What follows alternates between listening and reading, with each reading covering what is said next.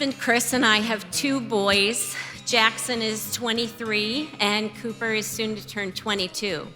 So when they were younger, we were always concerned about how to make them better people. And one of the ways we did that was by fostering their interests. So we had more than our fair share of Legos because they loved building things. And kids are not always the best at putting away their toys. So if you've ever stepped on a Lego, you know that. Another thing we got for their building interests were these games or toys called mags, which are a little 1.5-inch magnets and steel balls, super strong magnets, and they build these huge structures. They were very cool. We also had our fair share of Lincoln logs, which also double as a sword. So we had a twofer there. It was great. So when Jackson was about 7 years old and asked for a hamster, we were all about how can we make this a learning experience? You know, what can we do to make him into a good human from this? Well, hamsters only have a 2-year lifespan, so we were down with that commitment. And we decided that if we told him, if you pay for it yourself and you promise to take care of every aspect of this hamster, you can do it. So Jackson, being the enterprising young man he was, we took him to the pet store and he came up with his budget. He knew what he needed to spend, and he let his grandparents know what he was doing. And I don't know if it was revenge on the part of the grandparents or just being good grandparents, but it was no time at all that he had the cash. So we went to the pet store and we got everything you needed for the hamster. We got a giant cage, we got food and bedding and the wheel and the ball and tubes. This hamster was living the life of luxury. So then it was time to get the hamster, and Jackson had 2 requirements. He said, I want a brown and white hamster. About half of them that the pet store had were brown and white, no problem. And then he told the guy, I want a boy. And the guy said, no problem, they're all boys. I thought, oh, he probably had too many angry parents coming in who had multiple hamsters at home thinking they were only getting one. So we went home with Rocket the hamster. Loved the ball, part of the family. We watched TV with him. It was great. Jackson was taking care of him all the time. Fantastic. About this same time in our life, my husband had a position where about once a month he'd travel for a few days at a time. And I thought I was very good about making sure that the alarm was set on the house when he was gone. I had a huge stick under my bed because I knew that I could fight off anything that came our way. So one night, I was pretending to be a single parent and I was so tired and I was sleeping. It's the middle of the night. I wake up from a dead sleep. I thought I heard a noise. And I thought, ugh. I'm sure it's nothing, something fell, I'm not gonna go down and check it out. I look over, the alarm is set, I'm good.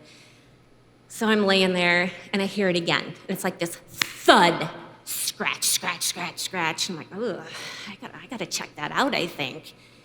So I grab my stick and I go downstairs and out of the corner of my eye, I see in the kitchen fur. And I thought, ooh, it's an animal. I'm gonna have to catch this animal and toss it outside. The best thing I could find was a plastic grocery bag, which I'm sure would have been really helpful had it had been a raccoon or something like that. But I come around the corner into the kitchen, it's Rocket the hamster had gotten out. This is the first time he had ever gotten out. So I'm like, I can do this, I can pick up the hamster. I don't really like to touch the hamster, but I can pick it up. So I go over to pick up the hamster, and I'm bent over, and as I'm reaching down, the hamster slides sideways and into the refrigerator, thud. He scratch, scratch, scratch along the refrigerator. I cannot comprehend what is going on. I'm tired. My husband isn't home. I've got these 2 boys. What in the world is going on with this hamster? He goes a little bit further, thud, into the dishwasher. Scratch, scratch, scratch, gets off of the dishwasher and continues on. I'm like, what in the world? So I pick up the hamster, which is supposed to weigh about 100 grams, and it's heavy. It's way heavier than that. Here, his cheeks were full. Rocket had been up for hours, running around the house, filling his cheeks with those magnets, the Mags toys.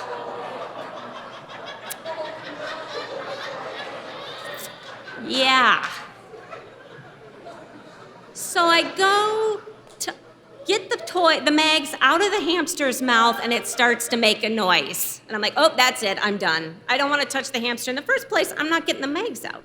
Jackson can get it out, but I'm not going to wake him up because I'm a good mom, and I don't want to wake him up in the middle of the night.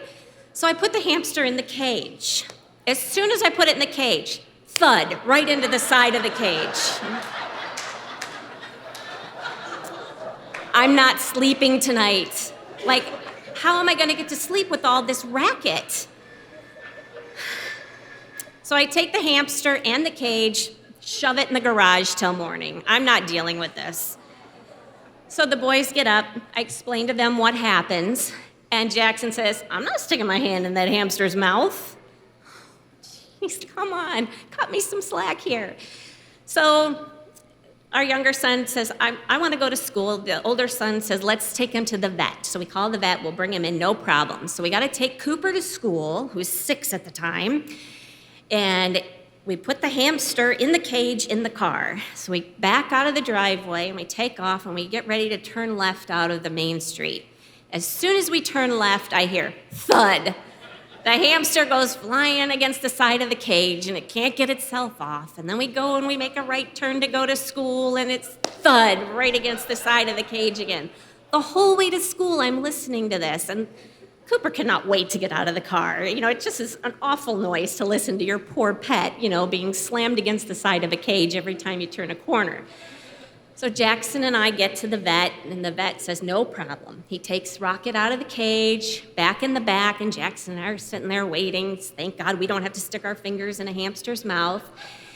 And we can hear them laughing hysterically in the back, and it's so embarrassing, you know, because it's just miserable. And so the vet comes out and he says, no problem. We got all the magnets out. We removed 37 grams of magnets from a 100-gram hamster. And she's going to be just fine. That didn't register with me. You guys got it all way quicker than I did. And all of a sudden, I look over at Jackson. His face is white. His lip is quivering. I'm like, what's wrong? He's like, Rocket's not a girl. I'm not taking home a girl hamster. I'm like, this is our hamster. We gotta take it home. No, I'm not taking it home. So we finally convinced him that we could pretend that Rocket was a boy and we didn't have to tell anyone. But in the end, the joke was on us. Rocket lived well beyond those 2 years to a ripe old age of 4.5 years, and he never had babies. So, thank you.